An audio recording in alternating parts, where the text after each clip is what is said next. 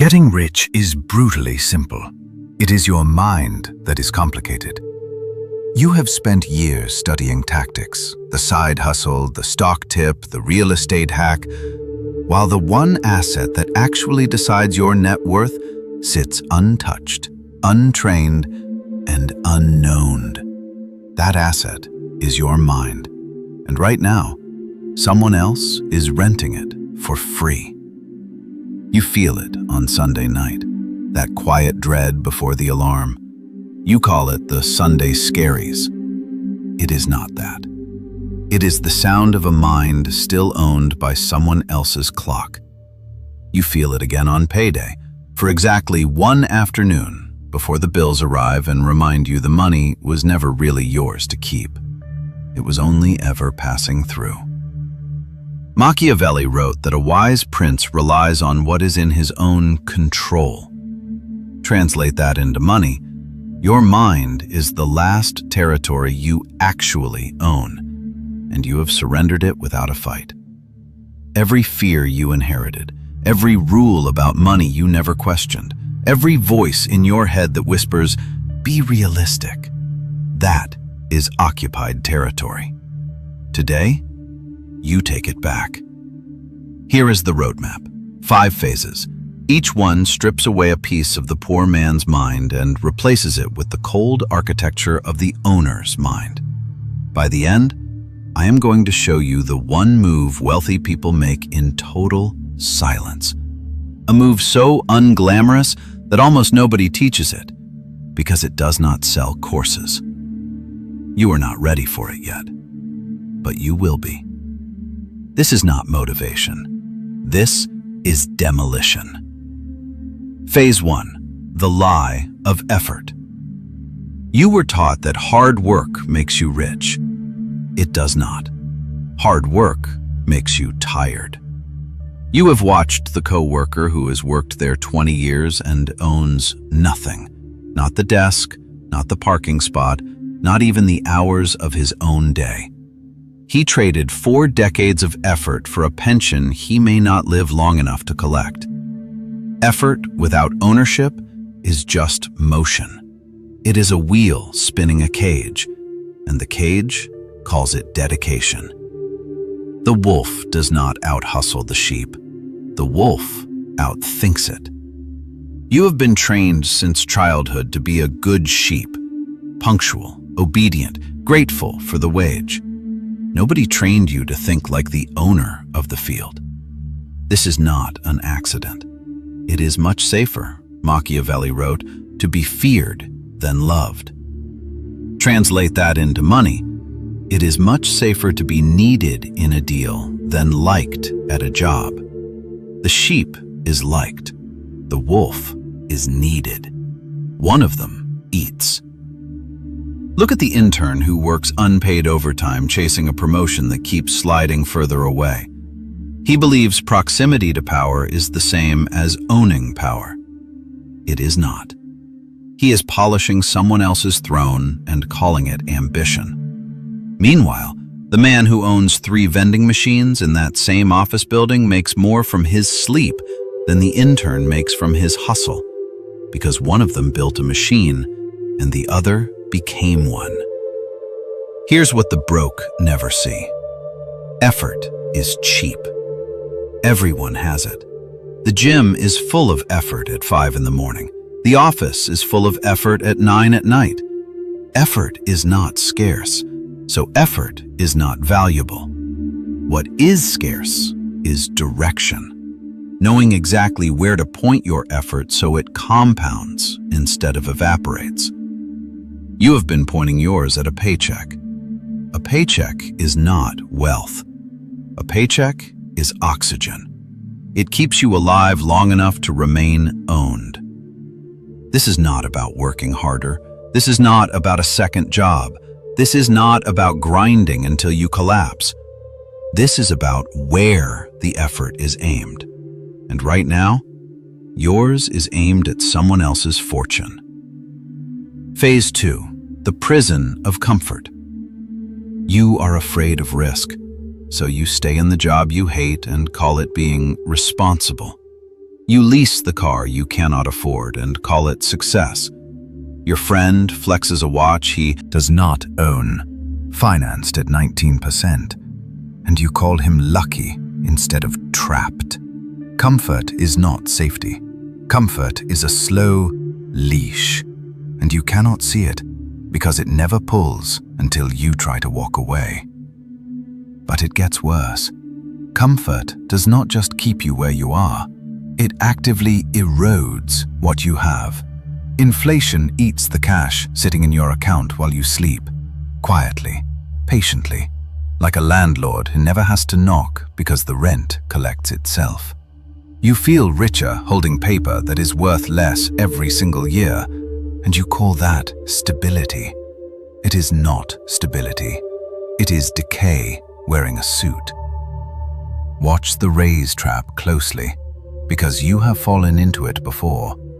The moment your income rises, your apartment gets bigger, your car gets newer, your dinners get pricier, and somehow, the number left over at the end of the month never changes. That is not an accident either. That is a lifestyle expanding exactly as fast as the escape route it was supposed to fund. The cage grows with you, so it never feels like a cage. It just feels like progress. The Stoics understood this centuries before a single bank existed. Seneca warned that it is not the man who has too little, but the man who craves more who is poor. But flip that coin over. It is also the man who fears losing the little he has who stays poor forever. Fear of risk is not caution. It is a cage with excellent interior design. Read this twice. You cannot save your way out. You cannot budget your way out. You cannot coupon your way out. There is only one door, and it is marked ownership. Walk through it, or stay a tenant of your own life, paying rent on a future you will never actually live in. Phase 3. The architecture of belief. Here is what nobody told you. Money is not math first. Money is belief first. Math second. You inherited a belief system about money from people who were themselves afraid of it, and you have never audited a single one of those beliefs. Rich people are greedy. Money changes people. I'm just not good with money. These are not facts. These are inherited chains, and you have been wearing them so long, you think they are your own bones. Somewhere, someone told you that money is the root of all evil, and you believed it so completely that you have spent your whole life keeping a safe distance from the very thing you claim to want. You cannot build what you have been taught to fear. You cannot attract what you have been taught to distrust, and you cannot grow close to something you were raised to believe will corrupt you the moment you touch it. Robert Greene wrote that everyone sees what you appear to be. Few experience what you really are. Translate that into money. The beliefs you show the world. I'm content with what I have. Money isn't everything, are often armor over a wound you have never treated.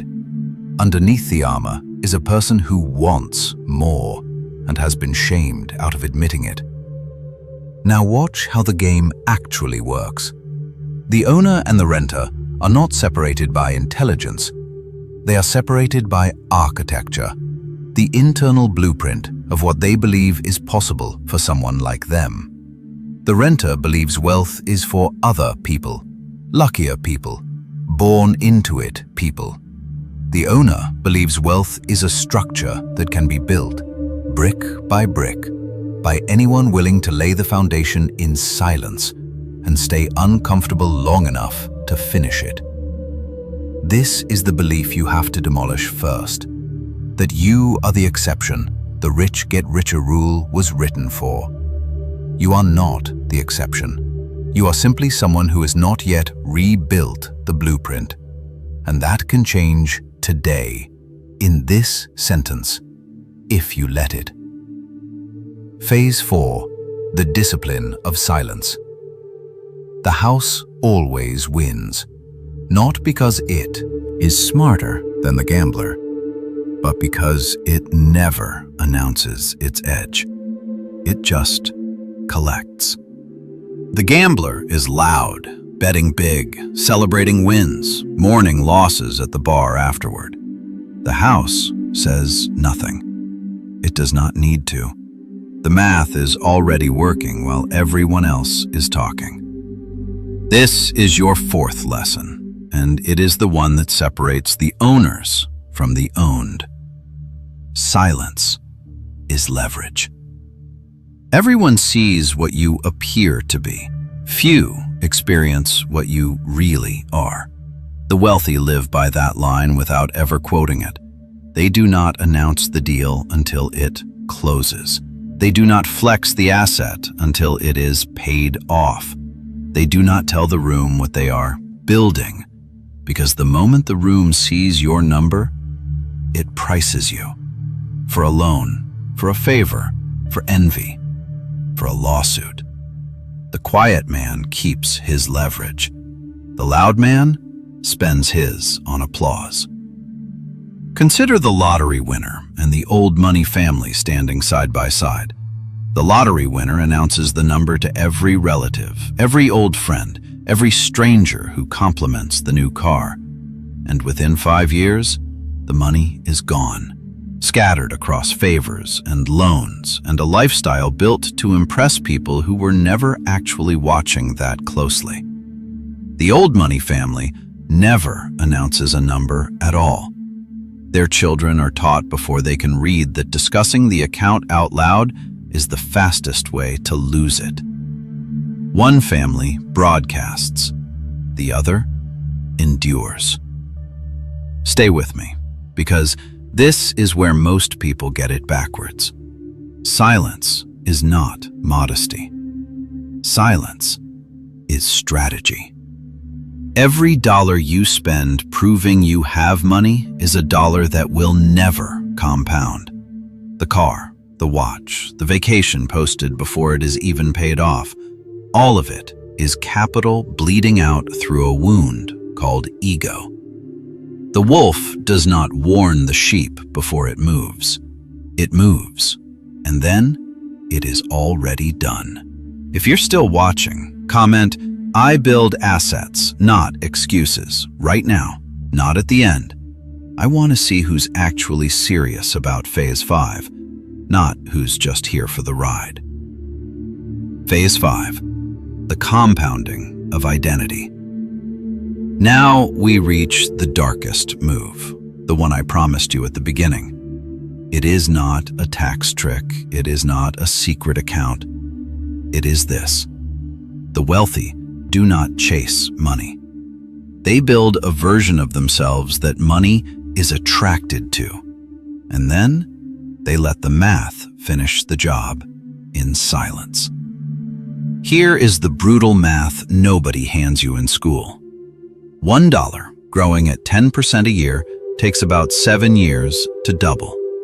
Not because of a hack, because of time, discipline, and the refusal to touch it. That is the entire secret. There is no seminar behind it. There is no locked chapter reserved for the elite. There is only the willingness to delay the reward long enough for the curve to bend upward. And almost nobody has the patience. Because patience does not feel like progress. It feels like nothing is happening. It feels like nothing is happening. It feels like nothing is happening. Until, suddenly, everything is happening at once. Run that math forward across a life instead of a single year, and the brutality becomes obvious. 2 people start with the same $10,000 at the same age. One spends it on the version of himself he wants people to see this year. The other leaves it untouched, feeding it patiently for 30 years. By the time the second one is ready to retire, The first is still explaining to himself why he never quite got ahead. Not because he earned less over his lifetime, but because he spent 30 years buying proof of wealth instead of 30 years building it. Rome did not fall to an invading army first. Rome fell to comfort, to citizens who traded the discipline that built the empire for the luxury it eventually could not afford to protect. A nation of owners became a nation of consumers, and consumers do not build empires. They inherit them, and then they lose them. You are watching the same pattern in your own bank account every single month, and you have been calling it treating yourself. This is not about deprivation. This is not about never enjoying your money. This is not about becoming a monk. This is about sequencing, building the asset before you buy the reward, instead of buying the reward and calling it an asset. Machiavelli wrote that there is no avoiding war. It can only be postponed to the advantage of others. Translate that into money. There is no avoiding the discipline. Postpone it, and you hand the advantage to every creditor, every landlord, every employer who profits from your patience being spent somewhere else.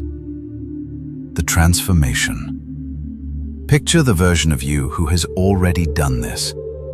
Calm, unbothered by other people's opinions of his bank account, because he no longer needs their approval to feel secure.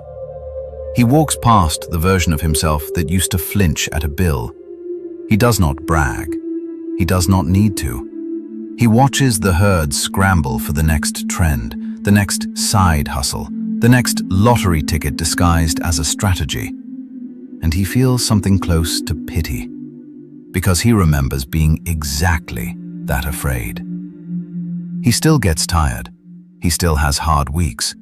But the fear that used to run underneath every decision, the fear that one missed paycheck ends everything, has gone quiet, because he built the structure that catches him now instead of hoping someone else will. But there is a price, and you should know it before you pay it. Isolation at first, because the people around you built their identity on your smallness, and they will not applaud you for outgrowing it. Patience for years, when everyone else gets the instant version of everything. And the hardest price of all, you have to kill the version of you that needed comfort more than it wanted freedom. The broke version of you has to die today, quietly, without a funeral, because nobody mourns a cage.